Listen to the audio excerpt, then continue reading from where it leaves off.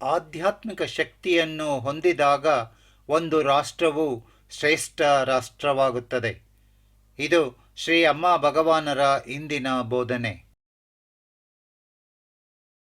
ಇಂದು ನಾವು ಒಡಿಶಾದ ಜೈಪುರ್ನ ಶುಭಂ ಕುಮಾರ್ ಬರಲ್ ಅವರ ಅನುಭವವನ್ನು ಕೇಳಲಿದ್ದೇವೆ. ಅವರು ಹೇಳುತ್ತಾರೆ, ಯೂತ್ ಮ್ಯಾನಿಫೆಸ್ಟ್ ಕಾರ್ಯಕ್ರಮದಲ್ಲಿ ನನಗೆ ಅದ್ಭುತವಾದ ಅನುಭವವಾಯಿತು. ಪ್ರತಿಯೊಂದು ಒನ್ನೆಸ್ ಕಾರ್ಯಕ್ರಮದಲ್ಲೂ ನಾನು ಅನುಭವಗಳ ರೂಪದಲ್ಲಿ ದೈವಿಕ ಕೊಡುಗೆಗಳನ್ನು ಪಡೆಯುತ್ತೇನೆ. ಈ ಪ್ರಕ್ರಿಯೆಯಲ್ಲಿಯೂ ನಾನು ಅದನ್ನೇ ನಿರೀಕ್ಷಿಸುತ್ತಿದ್ದೆ. ಯೂತ್ ಮ್ಯಾನಿಫೆಸ್ಟ್ ಕಾರ್ಯಕ್ರಮವು ಆರಂಭವಾಗುವ ಮೊದಲು ನಾನು ನನ್ನ ಪ್ರೀತಿಯ ಶ್ರೀ ಅಮ್ಮ ಭಗವಾನರೊಂದಿಗೆ ನನ್ನ ಆಸೆಗಳು ಮತ್ತು ಭವಿಷ್ಯದ ಬಗ್ಗೆ ಎಂದಿನ ಸಂಭಾಷಣೆಯನ್ನು ನಡೆಸಿದ್ದೆ. ಆದಾಗ್ಯೂ ನನಗೆ ನನ್ನ ಸೀಮಿತ ಬುದ್ಧಿಶಕ್ತಿ ಮತ್ತು ಅದರ ಪರಿಣಾಮಗಳ ಬಗ್ಗೆ ಅರಿವಿರಲಿಲ್ಲ. ಪ್ರಾಮಾಣಿಕವಾಗಿ ಅಲ್ಲಿಯವರೆಗೂ ಬುದ್ಧಿಶಕ್ತಿ ಎಂದರೆ ಖಚಿತವಾಗಿ ಏನು ಎಂಬುದೇ ನನಗೆ ಗೊತ್ತಿರಲಿಲ್ಲ.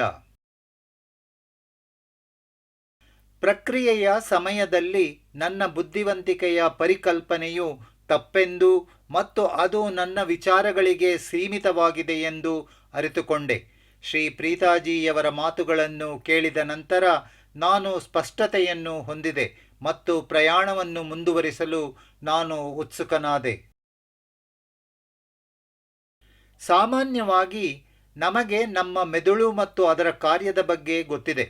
ಮೊಟ್ಟ ಮೊದಲ ಬಾರಿಗೆ ನಮ್ಮೊಳಗಿರುವ ಸೃಜನಶೀಲ ಸಾಮರ್ಥ್ಯವನ್ನು ಸಕ್ರಿಯಗೊಳಿಸಲು ನಮ್ಮ ಮೆದುಳಿನ 3 ಭಾಗಗಳನ್ನು ಸಕ್ರಿಯಗೊಳಿಸಬೇಕು ಎಂಬುದನ್ನು ತಿಳಿದುಕೊಂಡೆ. ನಾನು ನನ್ನ ಮೆದುಳಿನ ಮೊದಲ ಭಾಗದ ಮೇಲೆ ಕೇಂದ್ರೀಕರಿಸಿದಾಗ ಒಂದು ದೈವಿಕ ಸುವರ್ಣ ಬಣ್ಣದ ಬೆಳಕು ಅದರೊಳಗೆ ಪ್ರವೇಶಿಸುತ್ತಿರುವುದನ್ನು ನೋಡಿದೆ. ಸಂತೋಷದ ಮತ್ತು ಆನಂದದ ಭಾವವು ನನ್ನನ್ನು ಮುಳುಗಿಸಿತು. ನಂತರ ನಾನು ಎರಡನೆಯ ಭಾಗದ ಮೇಲೆ ಗಮನವನ್ನು ಕೇಂದ್ರೀಕರಿಸಿದಾಗ ನಾನು ಎಲ್ಲ ಕಡು ಬಯಕೆಗಳಿಂದ ಮತ್ತು ಸ್ವಾರ್ಥದಿಂದ ವಿಮುಕ್ತನಾದುದನ್ನು ಕಂಡುಕೊಂಡೆ.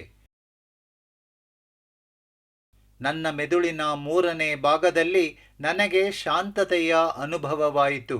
ಪ್ರಜ್ಞಾಪೂರ್ವಕವಾಗಿ ನಾನು ವರ್ತಮಾನದಲ್ಲಿದ್ದೆ.